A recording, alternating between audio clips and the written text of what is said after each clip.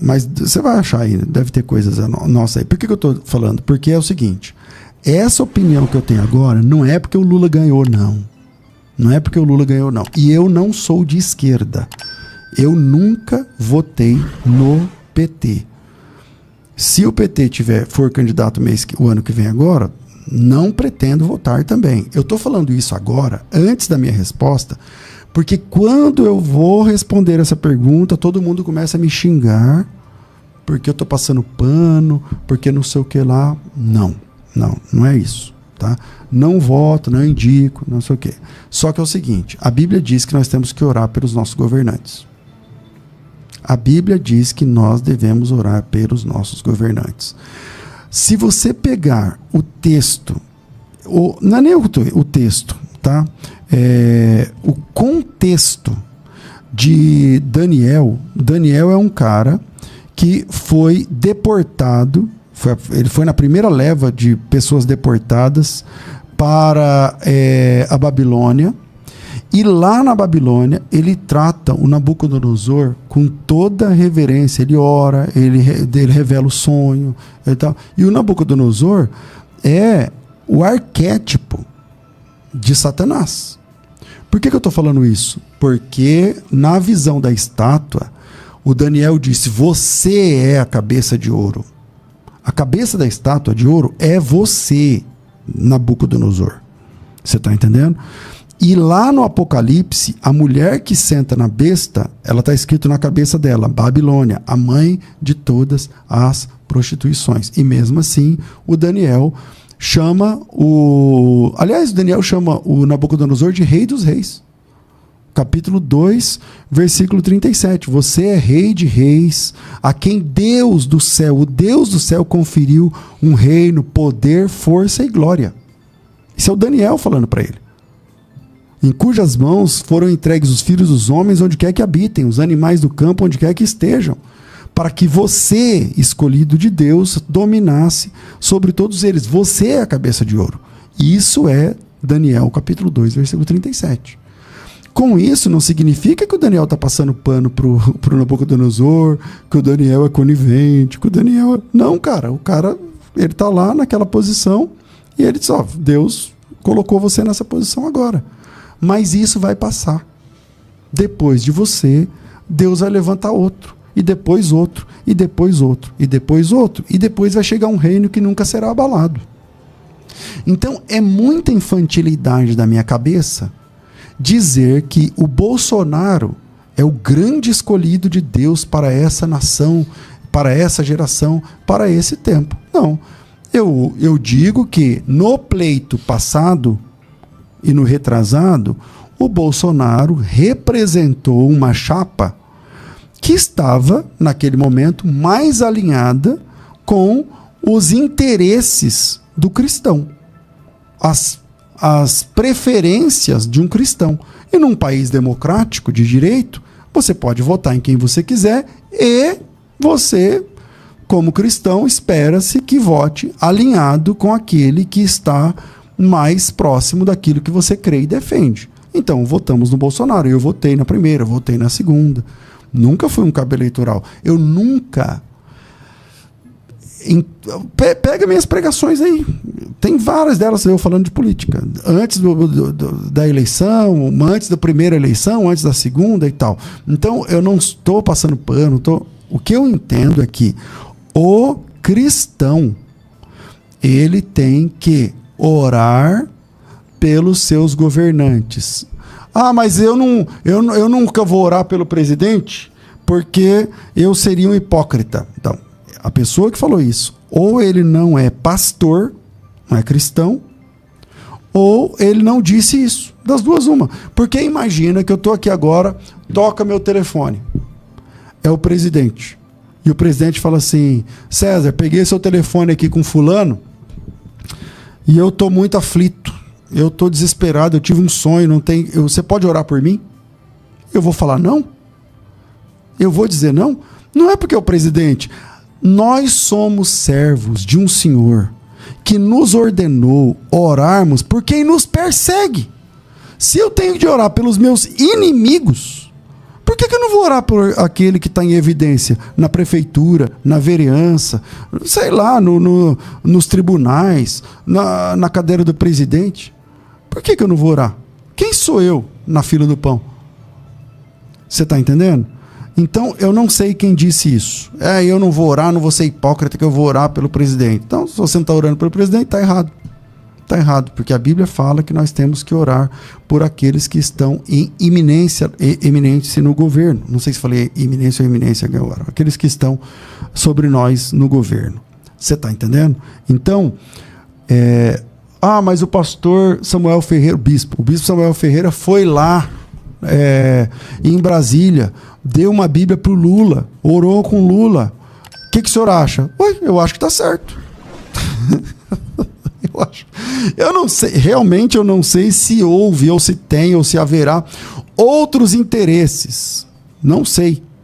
Mas ver um presidente recebendo a oração de um irmão nosso é bênção. É bênção, é isso aí. Não dá para esperar menos, né, de um pastor. Não dá para esperar menos de alguém que professa o nome de Jesus Cristo. Você está entendendo? É que o que acontecia antes... Cara, pastores foram presos na época do Bolsonaro com barras de ouro.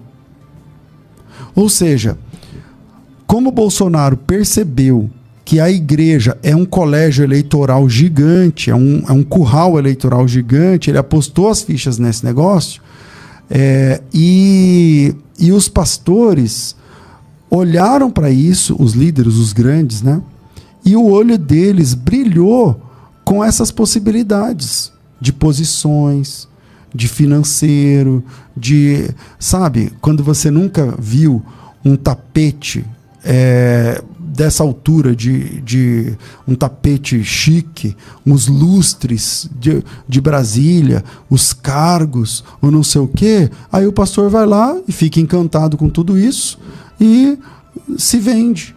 E se vende. Agora tudo que o Bolsonaro fala é verdade. Tudo que o Bolsonaro é o nosso Messias. Ele é o nosso Salvador. Ora, meu Deus do céu, quanta ignorância para uma pessoa falar uma bobagem como essa. Pastor, se o Bolsonaro ficar elegível no próximo pleito e tiver ele e o Lula, o senhor vota em quem? Eu voto no Bolsonaro. Eu voto no Bolsonaro. Por quê? Porque ele está mais alinhado com o que nós pensamos sobre moral, ética, respeito. É isso. Agora, eu entendo que o Bolsonaro ele é mais salvo do que o Lula? Não, os dois estão no mesmo barco. Os dois estão no mesmo barco. É que um levanta uma bandeira que se aproxima mais do que daquela que nós defendemos.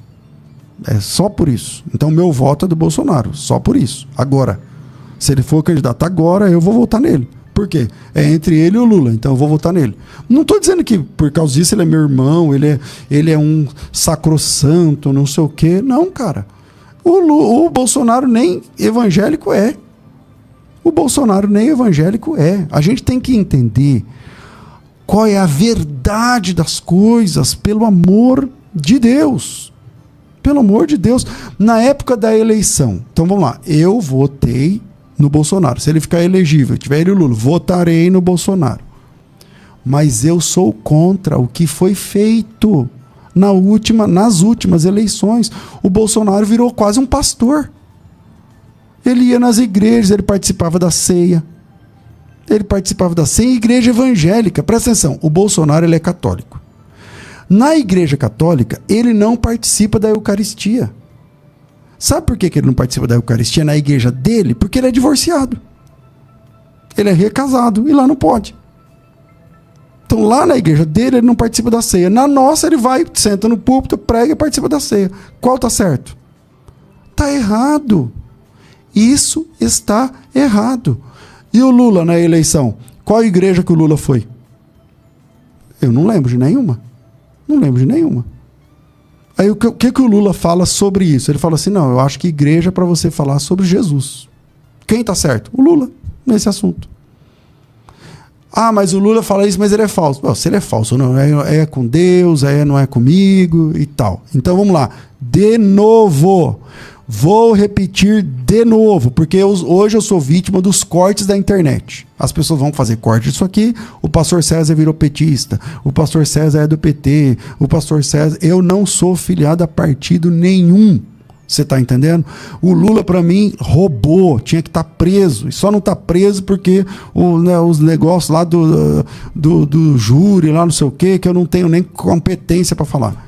Mas tem uma eleição hoje, é o Lula e o Bolsonaro. Você vai em quem? Eu vou no Bolsonaro.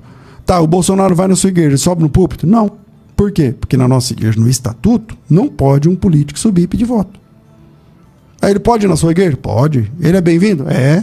E ele faz o que lá? Ele senta lá e ouve o sermão. Ele senta lá e ouve a pregação. É isso. E o Lula pode ir na sua igreja? Pode. É bem-vindo? É. E ele faz o que lá? Ele senta lá e escuta a pregação. Ele senta lá e escuta a pregação.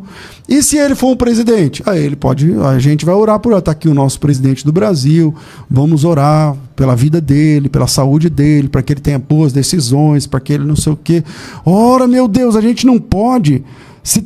eu não posso me tornar um imbecil por conta da minha posição política, da minha predileção política. Aonde nós vamos parar desse jeito? O Brasil agora, o Trump sobretaxou o Brasil numa taxa da bexiga de 50% em cima e todo mundo se lascando. Aí vai o Lula e vai lá tentar abrir a porta, tentar, né, diminuir essa taxa aí, não é bem assim, não sei o que lá, e tal, o filho do Bolsonaro tá lá torcendo para que o Trump não tire a taxa. Quer dizer, eu vou torcer contra o Brasil? Tomara que dê certo, meu Deus do céu. Tomara que o Lula consiga tirar essa taxa maldita em cima do Brasil, que está acabando com o emprego, que está acabando com tudo, acabando com a exportação, né? Com a exportação brasileira, tal, não sei o que lá. Quer dizer, por conta da minha predileção, tem o Lula e tem o Bolsonaro. Eu vou em quem? Vou no Bolsonaro. Mas ele perdeu. Quem ganhou? O Lula. Então o que a gente tem que fazer? Orar pelo Lula. Ele é o nosso presidente. Pronto. É o que o senhor queria? Não. Mas é o que tem, né? Então a gente ora por aquele que tem. E tomara que ele consiga tirar a taxa, tomara que ele consiga pôr imposto zero, tomara que ele consiga equilibrar a economia, tomara que ele consiga... É isso. E se ele convidar o senhor para ir lá orar, o senhor vai? Vou. E se ele for chamar o senhor para ir lá pregar, o senhor vai? Vou. Eu tenho que pregar sem ninguém chamar. Imagina se chamar. Eu tenho que orar pelos meus inimigos. Imagina pelo presidente. Você está entendendo? Então falta para nós uma pitada de sei lá do que, para a gente parar e falar assim, não, peraí, eu não sou seguidor de homens. Eu não sou seguidor de homens. O ano que vem tem eleição. Olha a proposta. Quem está mais alinhado com aquilo que Jesus ensinou a gente? É nesse que a gente vota. É o Bolsonaro? É a mulher do Bolsonaro? É o avô do Bolsonaro? É não sei quem? É tal. Tem Lula? Não tem Lula? Não sei o quê. O Lula está vivo? O Lula está morto? Olhe para o cenário. Vote com consciência. E não permita que a igreja se transforme num comício político. E não permita que os pastores transformem as igrejas em currais eleitorais. O nosso papel na terra é ser voz de Deus, é ser boca de Deus. Quando João Batista topou com Herodes, ele olhou para Herodes e falou, essa mulher não é tua, é do teu irmão. Pronto, é o nosso papel na igreja sermos voz de Deus, boca de Deus. Mas quando os homens de Deus se encantam pelos tapetes, pelos lustres, pelos títulos, pelas barras de ouro, termina nisso. Termina nisso. E Jesus disse, se o sal que foi feito para salgar não salgar, não serve para mais nada. Joga no chão e vira asfalto. Porque é isso que faziam com o sal, quando depois das lavagens, só que lá, e não prestava mais, jogava no chão e virava pavimentação. E os ímpios e o cavalo passa por cima. É disso que a gente está falando. Se o nosso papel na igreja é profético, profeta não participa de festa de rei. Rei é uma coisa, profeta é outra coisa. O profeta fala para o rei o que Deus está mandando falar. O senhor é rei? Sou. Então assim diz o senhor para a tua vida. Pá, e pronto. Você está entendendo? Esse era o papel da igreja. Esse era o papel da igreja. Se ele chamar para orar, O senhor acha que tem que orar? Deve orar. Parabéns ao bispo Samuel Ferreira e a todos que oram, porque é o nosso chamado. Meu Deus do céu. Obrigado, já passou a hora.